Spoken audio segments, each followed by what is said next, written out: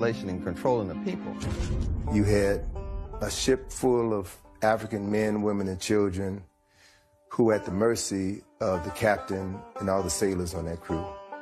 And those men could have sex with anybody they wanted to. The women, the children, and the men. You had to see 3 months tied down with these white men.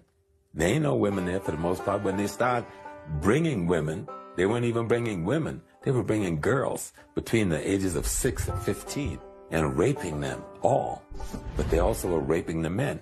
Same things was happening on the plantation to demasculinize the black men.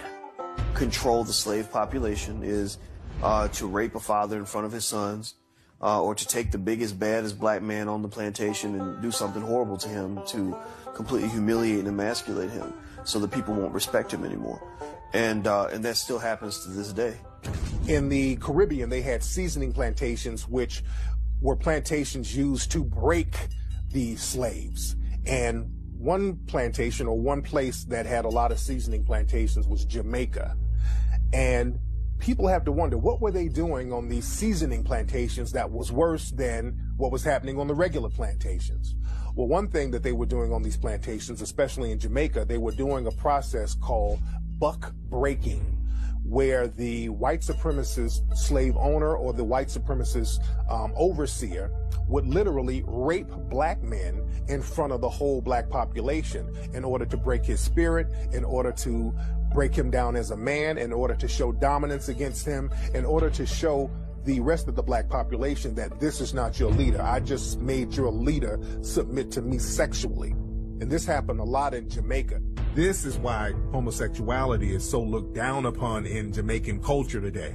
And it was a way primarily of cutting down those who would rebel. In other words, it was a matter of power and control and domination. And they would call it buck busting, but it was really butt busting. Slavery continued until 1865 for about 2 generations, right?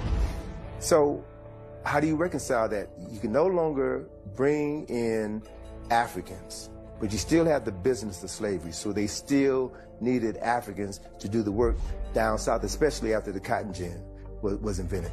So you had the creation of breeding farms. 2 of the largest slave breeding farms in the United States were on the eastern shore of Maryland and right outside of Richmond, Virginia. They literally bred black people like cattle.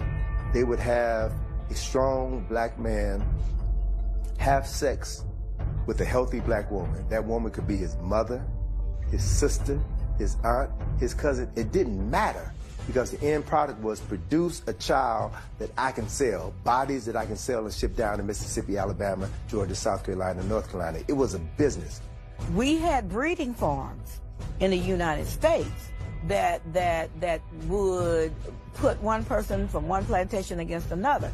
We even had a system where if you were a breeder, male on one plantation, and a female on another plantation, or even on the same plantation, even if you were mother and son, they would mate you.